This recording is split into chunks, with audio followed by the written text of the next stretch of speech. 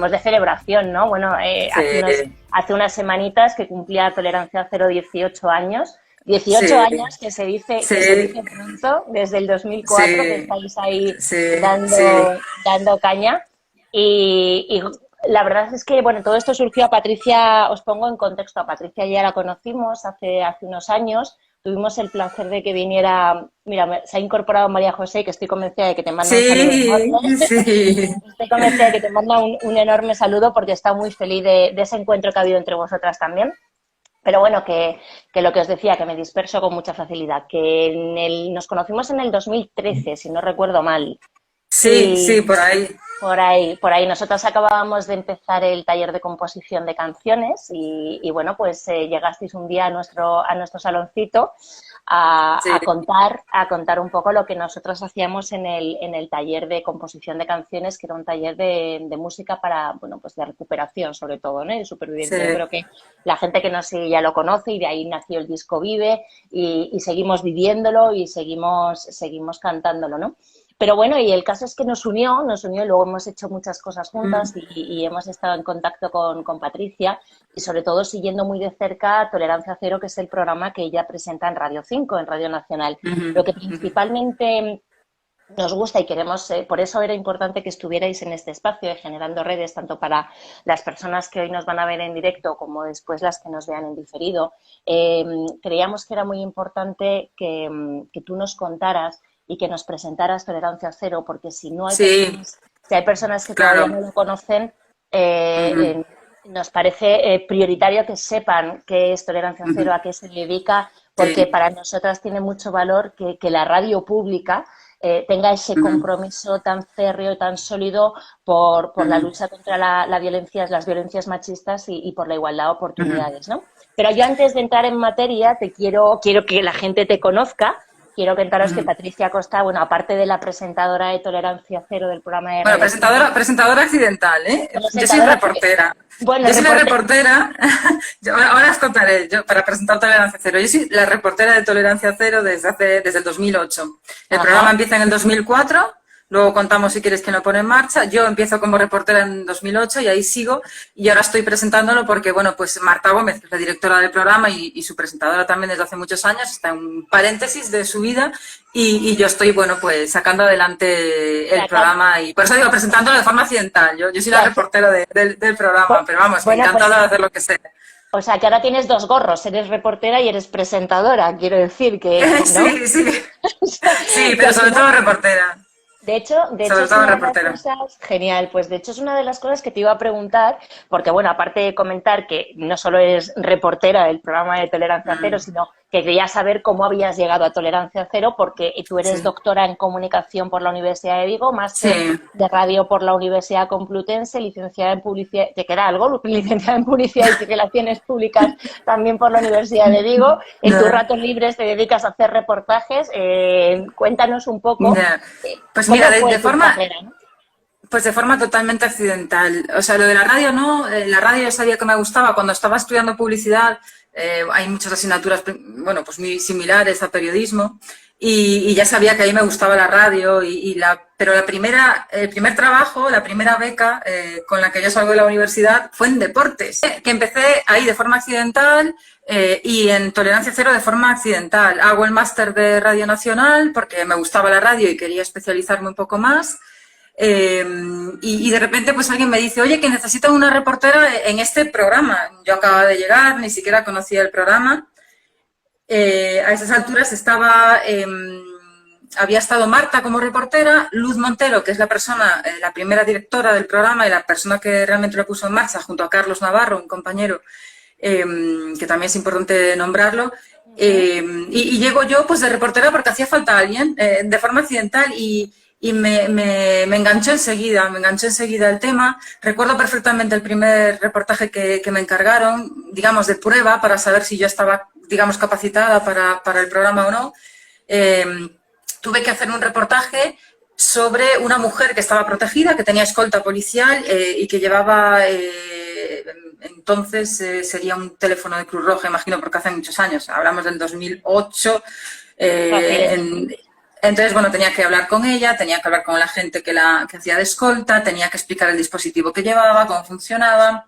Y claro, piensa en alguien de 20 y pocos que no ha hecho temas sociales nunca, que venía de deportes e información local y tampoco sabía yo cómo coger aquello. O sea, fue algo natural, digamos, ¿no?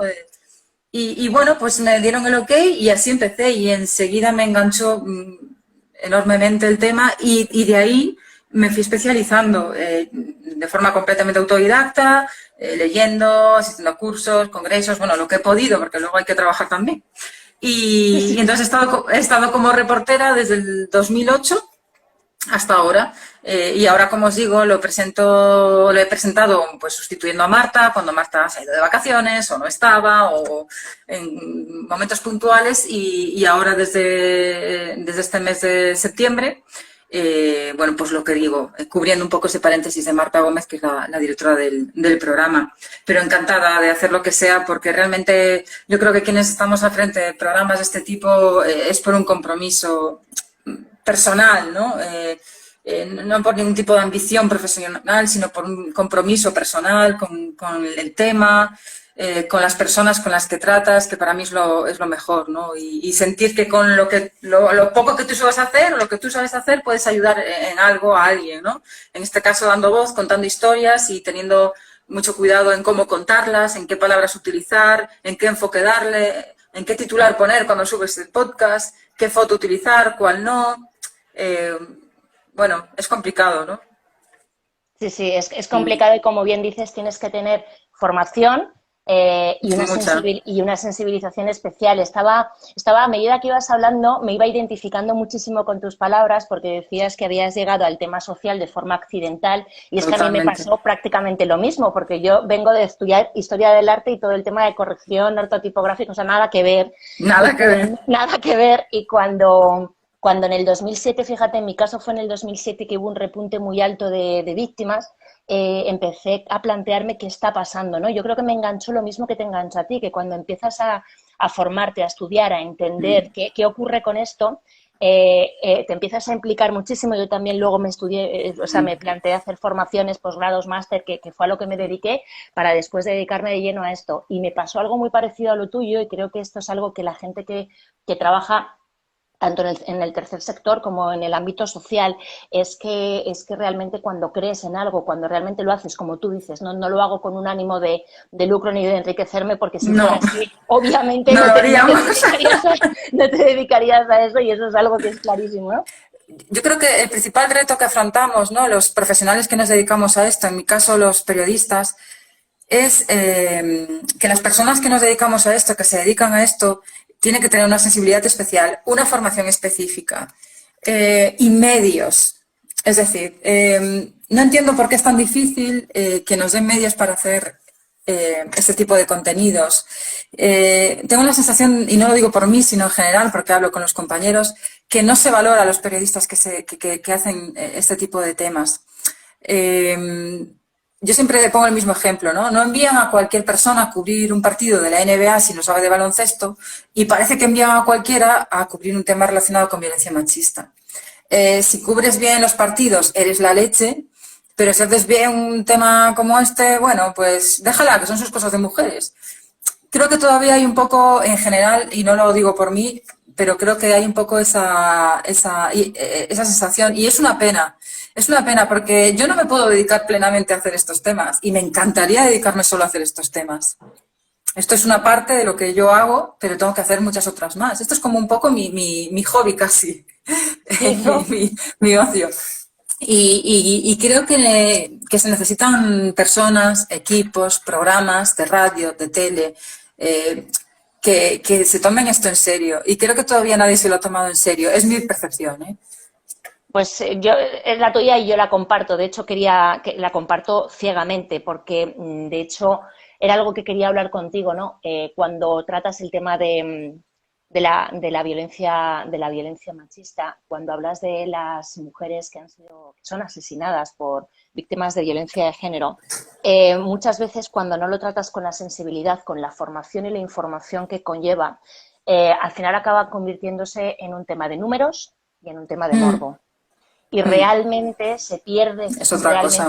lo que es el foco del problema, dónde está, se pierde la capacidad de hacer pedagogía, que es fundamental para poder erradicar Fundamental. esto, ¿no?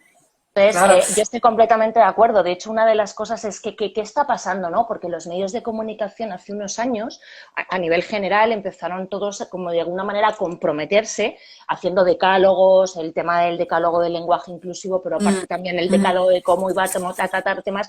Y luego te das cuenta de que la realidad no tiene absolutamente nada que ver, ¿no? O sea, se sigue tratando el tema de una forma poco profesional en este caso, ¿no? Claro, a ver, lo primero es que es un tema que no se puede tratar con prisa, ni con un cronómetro, ni de hoy para mañana. Para mí es un tema que necesita especialmente pozo, tiempo para hacer las cosas en profundidad, para hacer, si tienes que hacer 10 entrevistas las haces, a lo mejor haces una y no la puedes emitir, porque esa persona, esa superviviente de violencia con la que has hablado, resulta que has hablado con ella y te has dado cuenta que no está bien, y ese testimonio no se puede emitir. Conseguir al experto adecuado, a lo mejor a veces recurres a alguien y no es lo que esperabas, dices, no, esto no quiero transmitir este mensaje, voy a buscar a otro. Entonces creo que lo primero que necesitas es tiempo para hacer reportajes en profundidad. Y a ver, sí que hay que hablar de cifras, ¿no? No hay que perder la perspectiva, hay que seguir contándole a los oyentes qué está pasando, ¿no? Pero creo que debemos, como tú dices, poner el foco en otra parte, ¿no? Los medios tenemos una función también que es educar, ¿no? Sensibilizar, concienciar y educar.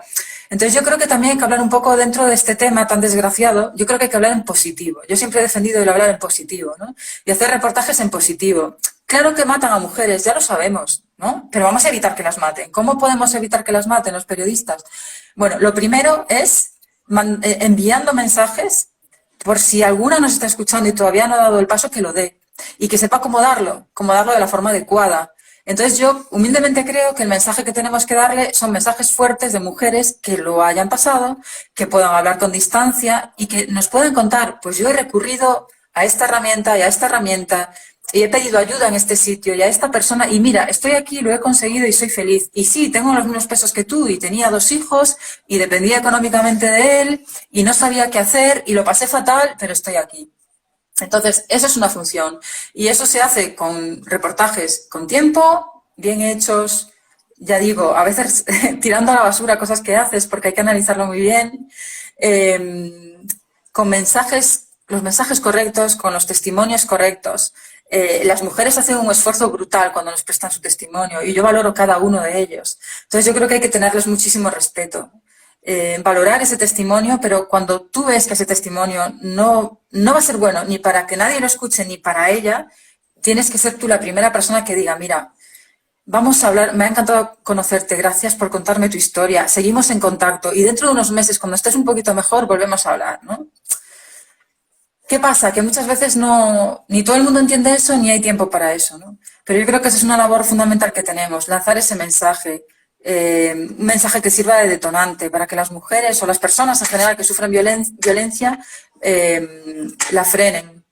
Y otro mensaje muy claro es incidir muchísimo en nuestros jóvenes, en los adolescentes. El último barómetro de la FAD, del Centro Reina Sofía, pone los pelos de punta. O sea, es que no puede ser que esté pasando eso, no puede ser que un porcentaje tan altísimo de adolescentes, varones, diga que la violencia machista no existe, que es un invento ideológico, que no hay desigualdad, que tomen como completamente normal que haya un poquito de violencia en la pareja. Eso de controlar el móvil, de decirle qué se puede poner y qué no, es que no puede pasar eso. Entonces, otra parte importante es trabajar con ellos, ¿no? Mandarles el mensaje adecuado, hablar de los programas educativos que hay, no muchos, pero los hay en los institutos, en las escuelas, darle difusión a esos programas, porque deberían de estar presentes en todas las escuelas, en todos los institutos, en todos los niveles educativos, porque como no empecemos por ahí, vamos a seguir en bucle y no vamos a conseguir demasiado, yo creo.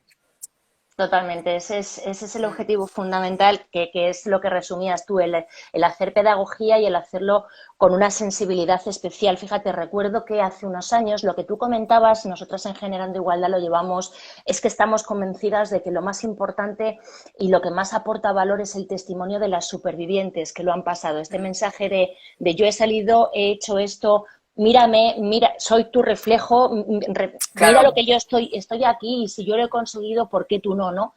Da el paso porque yo lo hice y ahora estoy viva y tú cabe la posibilidad de que lo consigas igual que yo, ¿no? Y es muy importante, o sea, nosotras siempre hablamos de la valentía de pedir ayuda porque creo que es el paso más complicado, el descolgar el teléfono. Luego, en el momento en que pides ayuda es como que se abre un mundo de posibilidades y bueno, y ahí estamos los recursos para ello, pero ese paso de reconocerte víctima, de reconocer lo que está pasando y de sacarlo todo y de decir necesito ayuda es el más complicado. De hecho, nosotros una de las cosas que hacemos siempre es darles la enhorabuena y las gracias por haber sido valientes de haber dado ese paso en el momento en que contactan con nosotras, ¿no?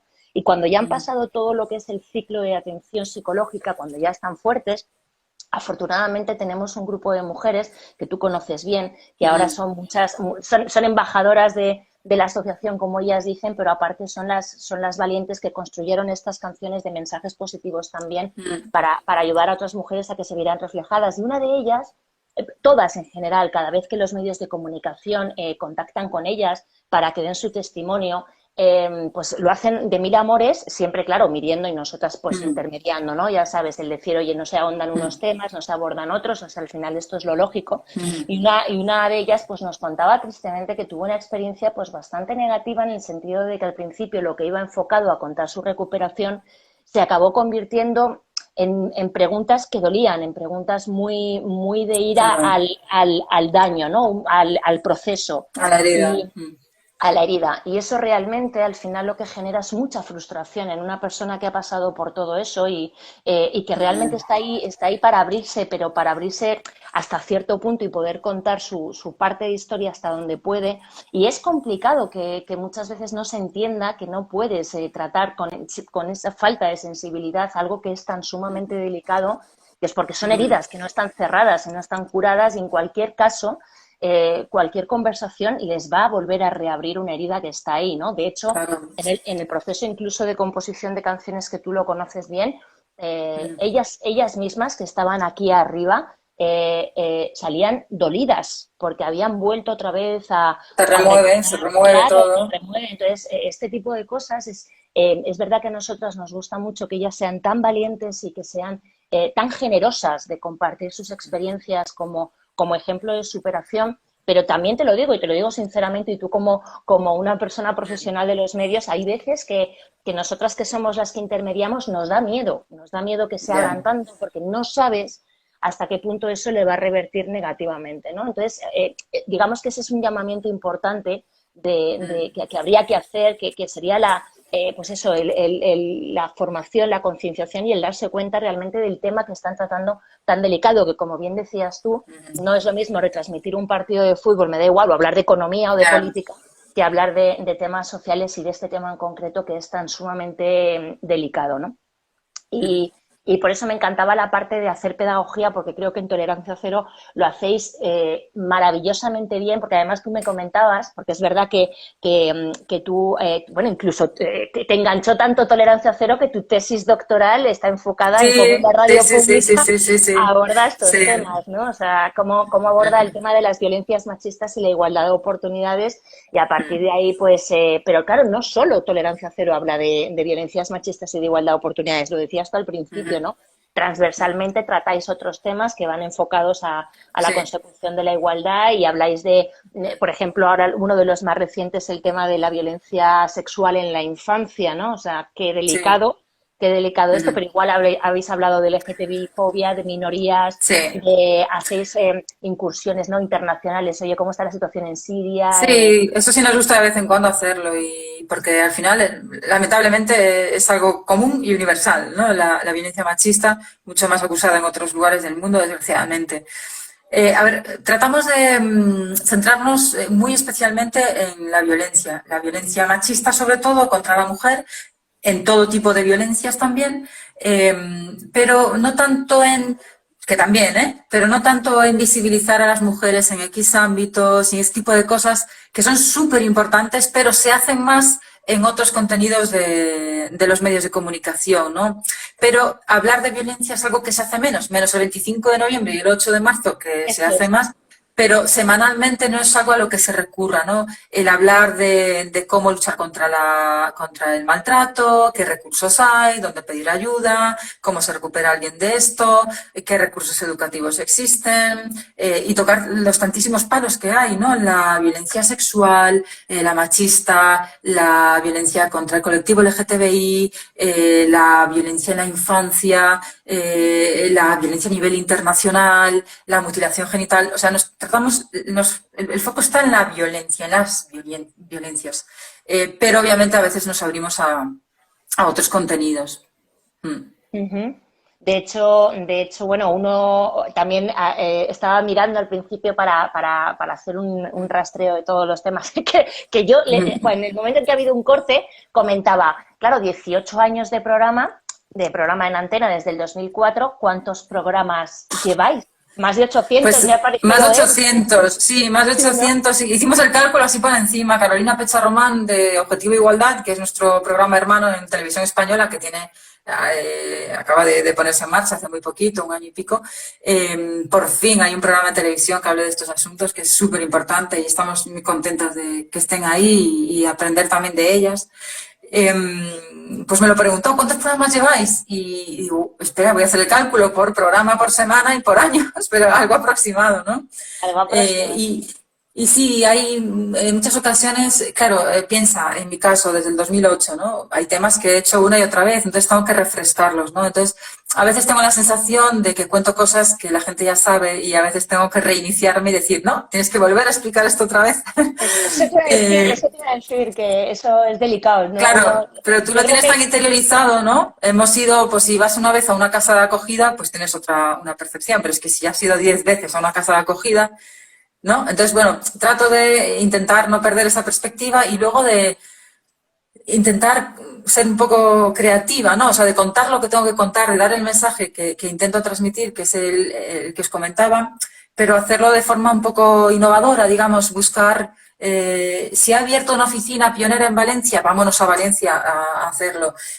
Si hay un recurso educativo nuevo en una escuela que han empezado a hacer y me parece chulo, vámonos a esa escuela. O sea, trato un poco de rebuscar, ¿no? De no caer en lo tópico, en lo que no hagan los demás, porque nosotras yo creo que tenemos una misión que es diferenciarnos, ¿no? Y valorar, ¿no? No sé, yo igual es que yo tengo una responsabilidad, o siento una responsabilidad especial, ¿no? Con cada contenido, con cada emisión. Y Marta, lo mismo, ¿no? Nosotras siempre hemos trabajado muchísimo en equipo y hemos hablado muchísimo, bueno, cuando nos sentamos, ¿no? A programar los contenidos mensuales, ¿qué hacemos este mes? ¿Qué hacemos el mes que viene? Vamos a hacer esto, lo otro. Oye, ¿qué te parece? Sí. Entonces hacemos muchísimo trabajo de brainstorming, ¿no? Que se dice, de reunión entre nosotras y como, sobre todo Marta, ¿no? Marta lleva muchísimos años más, pues tiene esa misma sensación que yo, ¿no? Esto ya lo hemos hecho, esto no, bueno, venga, hace tiempo que no hablamos de este asunto, venga, vamos a incidir en esto. Y luego, sobre todo, con la actualidad, ¿no? Pues ahora tenemos la ley de libertad sexual, bueno, pues vamos a hacer varios programas incidiendo en puntos diferentes de esa ley. Que se reforma la ley del aborto, lo mismo. Que ahora estamos con la ley de trata, pues prestaremos atención a la explotación sexual, aunque sea un tema recurrente, ¿no? Pero bueno, siempre hay alguna novedad en la que bucear, ¿no? En la que trabajar. Siempre claro, es la combinación de... La actualidad, ¿no? Claro, es vuestro foco de atención centrado en todas las formas de violencia, que no son pocas, lamentablemente, claro. Y luego las noticias de actualidad, pero luego hacéis una cosa que también para nosotras, y sonrío, porque es que a nosotras nos viene muy bien que tengáis ese alma solidaria también de abriros para mostrar el trabajo de pequeñas y de grandes asociaciones y entidades que trabajan en el ámbito social, ¿no? Porque lo que vosotras hacéis en un programa de ámbito nacional en la radio pública, que es visibilizar también el trabajo de las entidades que están abordando estos problemas, para entidades como, por ejemplo, Generando Igualdad, pues fue muy importante en su momento y sigue siendo el que podamos mantener esta conversación ahora, ¿no? Porque muchas veces, y tú lo sabes mejor que nadie porque has hablado con muchas, el trabajo que se realiza dentro de las entidades es muy desconocido, es vital y es desconocido. Y muchas veces nosotros como entidades la nuestra, que bien lo sabes, no es grande, es pequeña, pero hoy ahí estamos o intentamos estar en todas partes. Nuestro compromiso es que tenemos que estar en todas partes precisamente para darnos a conocer, para ser un recurso de contacto en el momento que una mujer lo necesita, ¿no? O sea, que tu nombre le resuene en la cabeza por X motivos, porque te hayan visto en donde sea y diga, ya sé a quién pedir ayuda, porque como tú bien decías, y eso es un trabajo que hacéis muy, muy bien también en Tolerancia Cero, es poner al público todos los recursos a disposición, ¿no? Que conozcan, porque muchas veces decimos, sí, pide ayuda, pero ¿a quién pido ayuda? No siempre es tan fácil. Damos por hecho que la información está al alcance de la mano y no siempre es así, ¿no? Claro. Bueno, mira, hablando con Luz Montero, que fue la primera directora de Tolerancia Cero, este programa se pone en marcha en 2004, lo puso en marcha un hombre, Pedro Meyer, que era entonces el director, y Carlos Navarro fue el primer presentador junto con Luz. Y hablando con ella, bueno, obviamente tenemos muy buena relación, y hablando con ella hace nada, recordábamos, ¿no?, que desde el principio ella me decía que desde el momento uno en el que ella comenzó a hacer este programa, también sin saber muy bien por dónde iban los pasos, pensad que se estaba aprobando la ley integral contra la violencia, o sea, no se hablaba tanto de violencia en 2004 ni de los recursos, ni había nada, y era como un vacío tremendo, había muy pocas asociaciones nacisteis con la ley, con la ley bajo el brazo, ¿no? Claro, entonces ella también, bueno, pues no sabía, ella reconoce, cometimos muchos errores, pero sobre todo hicieron muchísimas cosas bien. Pero siempre me destaca que fue fundamental la comunicación con las asociaciones de mujeres, que la ayuda con vosotras, con todo tipo de asociaciones, claro, vosotras al final sois las que estáis en terreno, las que estáis ahí, las que sabéis qué ocurre, cuándo ocurre, cómo están.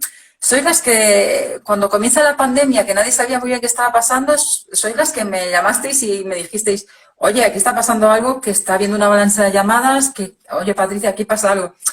Es que es fundamental que haya una comunicación, tanto para vosotras como para nosotros y para la sociedad. O sea, es que es fundamental para ambas partes. Con vosotras y con todas las asociaciones, porque cada una desarrolláis vuestros proyectos y muchísimos de ellos son fantásticos. Y hay que contarlos, hay que darle visibilidad porque lo merecen y luego porque Tolerancia Cero se emite a nivel nacional y hay muchísimas asociaciones como Generando Igualdad. Tenemos que contarles, hablarles de todas ellas, porque a lo mejor Generando Igualdad no está cerca de alguien que vive en Galicia, pero si hablamos de una de Galicia, igual le pilla cerca a la que está en Galicia, ¿no? Entonces hay que pensar eso, ¿no? Que quizá la puedan tener cerca.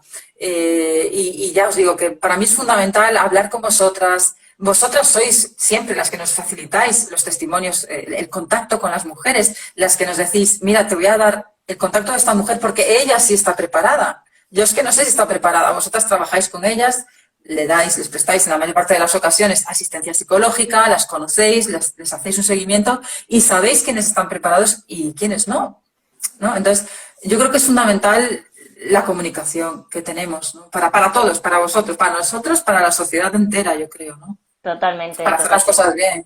Efectivamente. Eso era un punto que aprovechaba este espacio, digo, que no se me olvide agradecérselo porque... No, el agradecimiento es mutuo, de verdad, es mutuo, total. Que los medios de comunicación cedáis ese espacio, ¿no?, de visibilidad a las entidades, como bien dices, se retroalimenta, es muy importante para ambas partes, pero realmente a las asociaciones les haces un favor muy grande, principalmente porque no es tanto porque, como bien decíamos al principio, vayas a conseguir ser más que nadie, no, en absoluto, es que el único compromiso es que estés ahí, que seas visible para que en un momento puntual la persona que te necesite se acuerde de tu nombre y te llame, ya está. Claro. Porque una de las cosas que hemos detectado, y tú lo sabes también, es que, pues lo que hablábamos antes, ¿no? Es que todos se nos llena la boca diciendo pide ayuda, pero caramba, no es tan sencillo el proceso. Ya no solo el dar el paso, sino que no tenemos un manual falta muchas veces la comunicación para que... Y yo creo que también que hay que contarles, ¿no? Que nosotros también hacemos bastante hincapié en eso, que es, les contamos, ¿no? Denuncia, vale. Yo creo que una mujer, para perder el miedo a la denuncia, tiene que saber qué va a pasar desde que entra a una comisaría hasta que sale. Entonces, para nosotros es muy importante, aunque a veces son temas complicados, porque sabes que, por ejemplo, con la policía hay que hacer muchas gestiones, pedir muchos permisos, pero yo insisto en hacer ese tipo de reportajes para que un agente me haga, por ejemplo, un acompañamiento. Hicimos uno hace no demasiado, hice yo uno, además aquí en Madrid, en Leganés, acompañando a una mujer para explicar en qué consiste, qué se va a encontrar alguien que va a denunciar, desde que entra en esa comisaría hasta que valoran el riesgo que corre, explicarles a las mujeres cómo se valora el riesgo que corren de ser asesinadas, qué es eso de Biogen y cómo salen, ¿no? Entonces yo creo que es importante contarle a las mujeres qué va a pasar, ¿no? Cuando denuncias, ¿qué va a pasar contigo? ¿A dónde tienes que ir? ¿Qué te van a decir? ¿Cuáles van a ser los pasos? Vale, voy a llegar a la comisaría y cuento lo que me pasa. ¿Y después qué? ¿Y qué es eso de la orden de protección? ¿Y eso cuánto dura? ¿Y qué dispositivo voy a llevar? Yo creo que eso es importante contarlo, porque yo creo que eso hace perder un poco el miedo, ¿no? La información es la mejor herramienta para perder el miedo y para ganar confianza. Y, ¿no? Ante lo desconocido todos ganamos confianza cuando nos hacemos o nos cuentan, oye, mira, que cuando llegues a la pista de esquí, mira, antes de bajarte, que da miedo, que ya lo sé, mira, te va a pasar esto y esto y esto, tranquila. Entonces tú ya vas con otra predisposición, ¿no? Seguro, claro, efectivamente. Claro, no sé, yo creo que es importante eso, contar, ¿no? Meterte un poco en los recursos. Sí, hay este recurso, mira, esto es esto, ¿no? Y luego hay una parte que cuesta mucho, que yo de verdad que lo he intentado muchísimo, pero me cuesta bastante, aún así sigo intentándolo, que es la otra parte, ¿no? Los agresores. Porque yo creo que tampoco hay que perderlos de vista. Siguen ahí, la mayoría siguen ahí y se van a encontrar con otras mujeres. Y creo que nos preocupamos poco por saber qué pasa con esas personas. Y creo que también necesitan un hueco, ¿no? No digo que haya que justificarles, pero hay que intentar entender lo que les pasa. Hay que hablar también de la reeducación, de la reinserción, de todos esos temas, ¿no? Pero nunca quieren hablar, cuesta mucho, pero creo que es un tema también importante, el no perderles de vista. O sea, un maltratador que va a prisión, no va a prisión y se queda ahí para siempre, ¿no? Dentro de unos años sale y ¿qué pasa luego? En el mejor de los casos, ¿no? ¿Qué pasa luego? Sí, yo creo que también es importante hablar de eso. Hablar por supuesto, yo estoy completamente de acuerdo, hablar de eso, hablar con ellos, escucharles. No, obviamente muchas veces no habrá que compartir muchas de las opiniones, pero es necesario entender. Intentar entender, porque yo siempre he intentado entender, ¿no? Qué puede pasar por la cabeza de alguien para matar a alguien o maltratar a alguien con el que estás unido, ¿no? O llevas parte de tu vida, en muchas ocasiones años, en muchas ocasiones con hijos. ¿Qué puede llevar a alguien a mí siempre me ha preocupado mucho la psicología y intentar entender, ¿no? ¿Cómo puede llegar a alguien a eso? Y creo que también es importante darle un hueco, ¿no? Y no perder la vista de que eso, lo que digo, que luego siguen ahí, en la sociedad, que tenemos que convivir con ellos, ¿no? Y que hay que entender qué les pasa para que no les pase a nuestros niños, a nuestros jóvenes, ¿no? ¿Qué es lo que cambia ahí? ¿Cuál es el cable que se cruza, ¿no? Pues intentemos que ese cable no se cruce, ¿no? Entonces yo creo que hay que entenderles a ellos para evitar que esto pase a nuestros niños.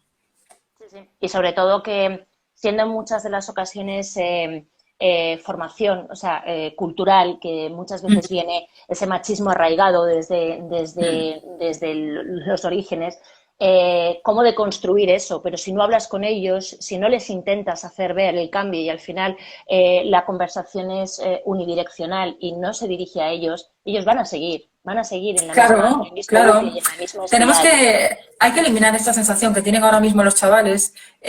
Otro de los datos que os comentaba de la FAD, del Centro de Reina Sofía, dice algo así como que hay un porcentaje muy alto de chavales, de chicos, de jóvenes, de 15 a 20 y algo, que como que tienen la sensación de que el feminismo les ataca. Sí. O sea, no entienden que el feminismo es el camino de hombres y mujeres juntos hacia la igualdad. Entienden que el feminismo es algo que les ataca y que no va con ellos.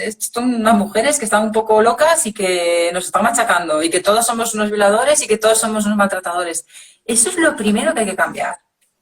Es lo primero que hay que cambiar. No, en el feminismo estás tú, el feminismo eres tú. Sin ti no hay feminismo, ¿no? Y es lo que tienen que captar. Y creo que nos está captando.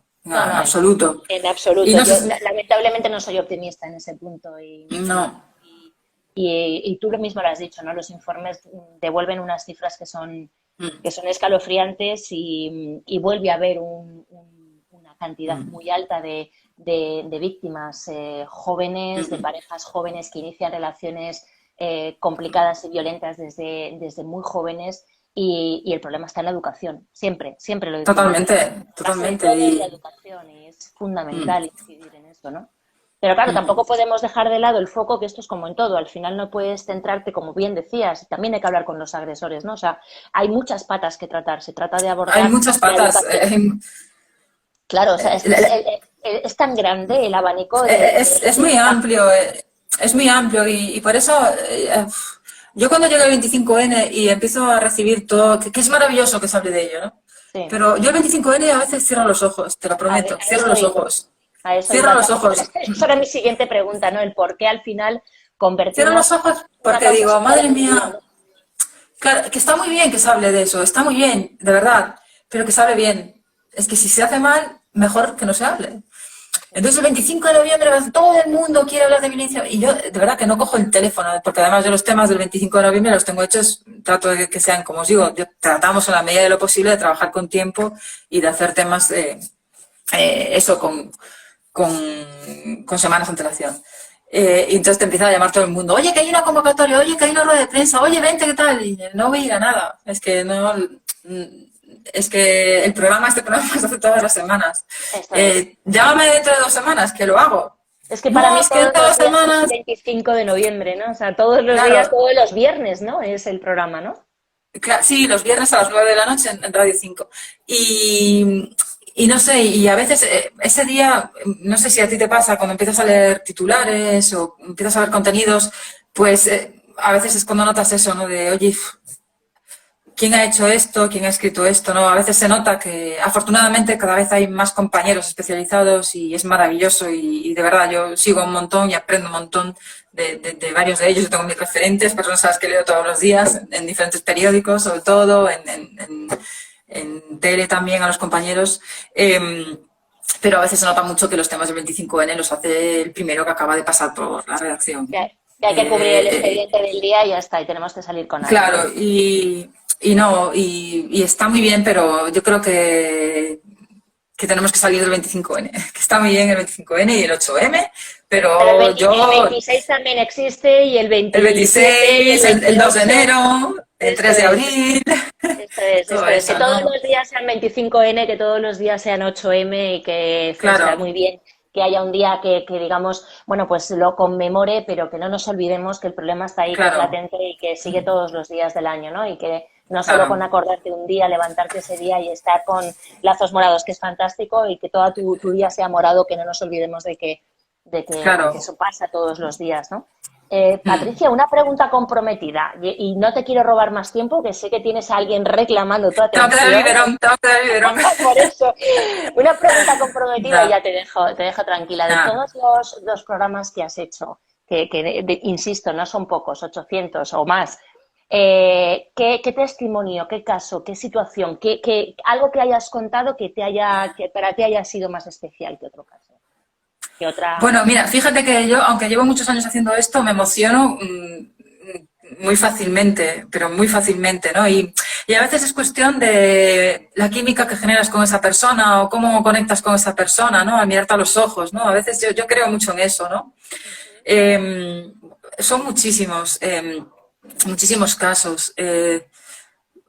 Por supuesto, momentos tan bonitos como aquella tarde que pasamos en Generando Igualdad, de verdad que hace muchísimo, pero la guardo como si fuese ayer. Te recuerdo a ti en la pizarra apuntando las frases de Rafa. De verdad que recuerdo todo como si fuese ayer. Y anda que no ha llovido, Ha hace ya llovido, ha mucho llovido, tiempo. ha llovido. Son momentos, ¿sabes? Son momentos que guardo. Luego os encargué los regalos de mi boda, porque os guardaba ahí con cariño y sabía que hacíais eso y no sé, al final es como, no sé, yo soy muy así, yo soy muy emocional también, pero luego hay testimonios, son muchísimos. Mira, uno reciente para mí que siempre destaco es el de Wafa, que es una superviviente de violencia que a mí me parece increíble el testimonio que tiene. Ella su exmarido, ella se quería separar y su exmarido, que tenía una orden de alejamiento, la incumplió, ya la había pasado otras veces, pero como sabéis no ocurre nada. Y bueno, pues le dio un disparo por la espalda y la dejó tetrapléjica. Él luego se suicidó, porque él pensó que estaba muerta. Pero ella se quedó tetrapléjica, ella una chica joven de 20 y pico años, con una vida plena, guapísima, inteligentísima, y se quedó tetrapléjica, solo mueve la barbilla. Ella ahora vive en la Fundación de Lesionado Medular porque su casa no es accesible y se ha tenido que ir a vivir allí. Su familia no puede hacer frente a una vivienda nueva, porque las sillas, por ejemplo, no entran por la puerta, unas puertas normales de un piso normal, ¿no? Y otros motivos. Y bueno, yo conocí a Wafa, no sé ni siquiera explicaros cómo. Yo llegué a ella y fui a visitarla y hablé con ella, hablaba muy poco, no me contó nada el primer día. Pero a mí me impactó muchísimo la fuerza que tenía, pese a lo que le había caído encima, porque seamos realistas, le habían fastidiado la vida, la fuerza que ella tenía, ¿no? Y la pillé como un momento así, un poco como, obviamente, pues lógico, ¿no? Estaba de bajón, estaba pasando una mala racha. Y digo, Wafa, tú tienes que contarle tu testimonio y tu fuerza a más gente. Mira, te voy a poner en contacto con las voluntarias de una fundación, de Anabella. Y bueno, ella empezó a trabajar en el grupo de voluntarias que tienen en Madrid y ayudar a otras mujeres y está haciendo un trabajo fantástico.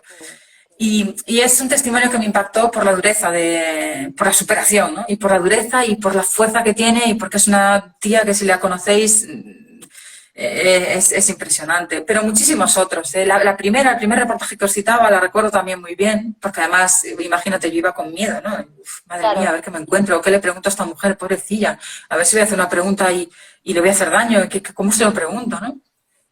Pero hay muchísimos. Luego estuve en Guinea-Bissau en una radio muy especial, una radio hecha por mujeres. La mayor tenía 30 años, eran súper jóvenes, 20, algunas menos de 20. Y ahí también fue bastante impactante ver todos los tipos de violencia que asumían, ¿no? Una misma persona que vivía la mutilación genital, el matrimonio forzoso, la violencia machista, la poligamia, o sea, toda la vez, ¿no? Y me pareció impresionante. Sobre todo, los testimonios de aquí obviamente son súper impactantes porque además es tu realidad, pero cada vez que he salido fuera, también en Indonesia con otra ONG, pues eso te llama mucho la atención, ¿no? Dices, madre mía, si todavía es peor aquí fuera, ¿no? Que lo sabes, ¿no? Pero hasta que lo ves y lo sientes y tocas a esas personas y las miras a los ojos, ¿no? Es diferente.